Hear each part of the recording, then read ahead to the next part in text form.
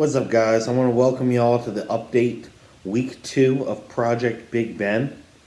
This is going to be a little shorter video than it was last time. We don't have quite as much to cover, but I do want to give you guys kind of an update on my progress and how everything's been going and show you kind of the highlights of my training and my physique from this past week.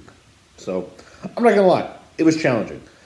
Just 1 week into the diet, and I'm already experiencing those feelings that in the past have really held me back. So I think you guys know the feeling, right? You eat too much, you feel like bloated and uncomfortable and sluggish and sleepy and tired. I hate those fucking feelings, man. I hate them. I don't know. I've avoided them for so long that they've become something that I'm almost afraid of. And so I need to really rise and face that and realize, hey, I'm pushing outside my comfort zone so that I can try new things, so that I can push myself in both bodybuilding and powerlifting, and so that I can continue to improve even at this point in my career. So I'm doing these things for the right reasons, and trust me, I have who I believe is the best nutrition coach in the world, Justin Harris, backing me up, so I know that I'm doing things the right way. And so really now the important thing for me is to just follow through and remember that, hey, when the going gets tough, you have a plan, you're going to stick to it, you're going to stay the fucking course.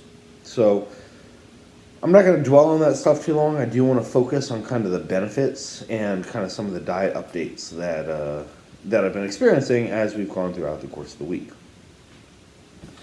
Now, if you guys remember, I am following a carb cycling method. What that means is on my off days, I have a lower amount of carbs, about 250 grams. On my training days, on my lighter training days, I'll have about 500 grams. And then on my heavy training days, I'll have about 750 to 800 grams. And this does a couple things. It helps keep insulin sensitivity high. It helps minimize fat gain while maximizing muscle loss. It's also generally a pretty comfortable way to eat because if you're like me, you're less hungry on your off days and you're more hungry on your training days.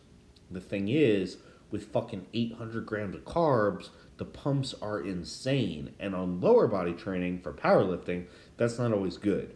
So performing this set of 20 reps with 405 on squat, which is something I've done a couple times before. It's not terrible, but my lower back was blowing the fuck up, man, and that's been happening on a lot of my lower body training days.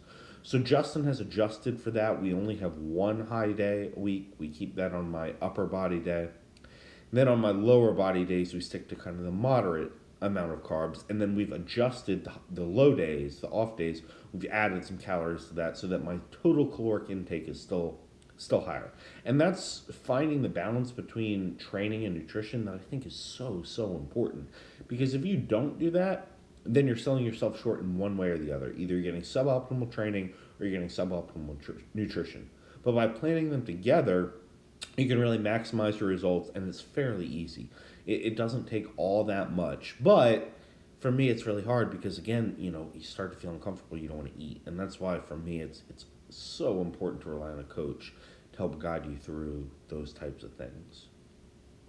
Now, I kind of covered the amounts that I'm eating from day to day. My protein, it varies a little bit, but it's still in the 200 to 250 gram range, more or less, every day. And my fats are really low, honestly. With that many carbs, you got to keep fats low if you don't want to gain a lot of fat on your body. And you can see it's working pretty fucking well, guys. I think I look really thick and full after just a week of this shit, going all out. And I'm really happy with that. This really makes it easier to go back to what I said before, to stay the fucking course, to remember, hey, you're doing it for the right reasons, you have the right plan, and it's working. So my training has actually been going well. My numbers aren't skyrocketing the way I had hoped, but obviously your numbers are never going to skyrocket no matter, unless you're a raw beginner. So they have been steadily increasing week to week. I'm getting stronger. I feel good in the gym. I feel healthy. I don't feel like I'm a one step away from injury like I was for the past fucking 6 months. It was just terrible. And that's probably the best thing about it all. And again, one of those things that I try to remember when I'm feeling that, I don't want to eat, even though I need to eat. So those are some of my strategies that I've been using. If you guys have other strategies that you use to push through a really tough bulk, I'd love to know. It makes it really tempting to just dirty bulk and eat whatever the hell you want because it's a lot easier to eat, a bunch of McDonald's than it is to eat chicken and rice and potatoes and lean steak, which makes up the probably 75% of my diet. But at the same time, I really believe that dirty bulking is just a way to get fat and to be lazy. So I'm trying to be good, y'all. I'll update you next week.